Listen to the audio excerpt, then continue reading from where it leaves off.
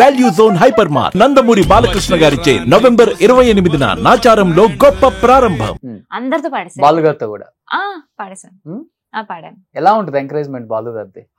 Sir, he's part and parcel of my life. He's just like a child, sir. He's a child with children. He's an adult with adults. You name it. He's a water. A glass లో పోస్తే glass లో ఉంటారు, పెద్ద గంగాళంలో పోస్తే గంగాళాశయంలో ఉంటారు. చాలా encourage చేశారు sir. Swarabhishekam నేను ఫస్ట్ ఎపిసోడ్ నుంచి బాలు సార్ పోయాక ఒక స్కెడ్యూల్ దాకా పాడగలిగాను. ఆ తర్వాత ఐ కుడెంట్ సింగ్. ఆ స్టేజ్ మీదకి ఎక్కితే ఏడుపు వచ్చేసి ఇంకా పాడలేక నేను గ్యాప్ తీసేసుకున్నాను. అంటే నా డిఫికల్ట్ టైమ్స్ లో ఉన్నా సార్ బాలు సార్. చాలా ఎంకరేజ్ చేశారు, నన్ను దానిలోంచి బయటికి తీసుకొచ్చారు, పాడించారు. మళ్ళీ ఏంటి అంత డిఫికల్ట్ టైం మీ లైఫ్ లో? పెళ్లి కాకముందా, పెళ్ళైన తర్వాత?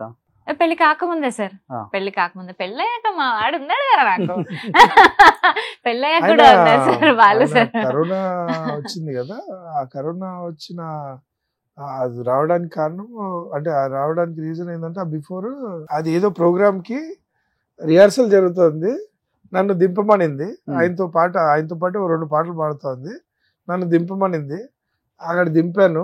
దింపగానే లోపలికి వెళ్ళి వెంటనే ఫోన్ చేసింది, బాలుగారు రమ్మంటున్నారు ఒకసారి రా అర్జెంట్ గా అని. అబ్బా నేను షార్ట్ లో ఉన్నా, ఎలా కలవాలని.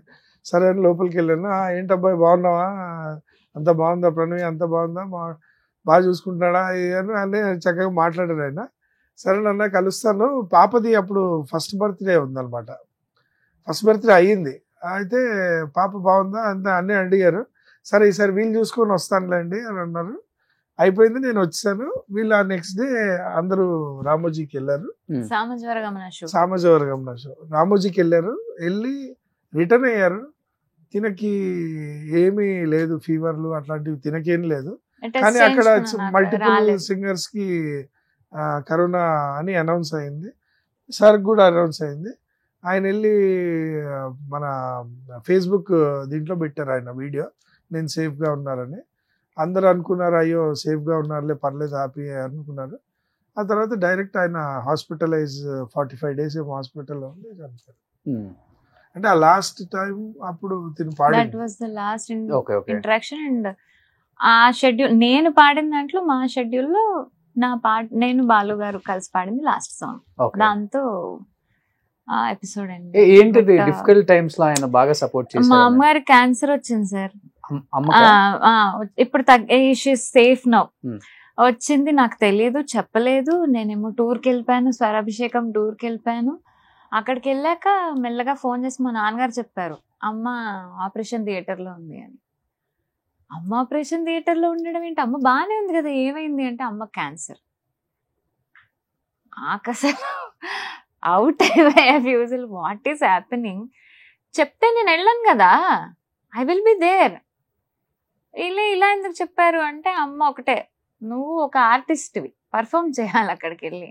అమ్మ క్యాన్సర్ వచ్చింది, లేకపోతే నాకు కాలు ఇరిగింది, నాకు గోరిపోయింది, ఏంటి ఇవన్నీ అన్ప్రొఫెషనలిజం. ప్రొఫెషనల్గా ఉండున్నది, ప్రొఫెషనల్గా ఉండు, వెళ్ళి నోరు మూసుకుని పాడు.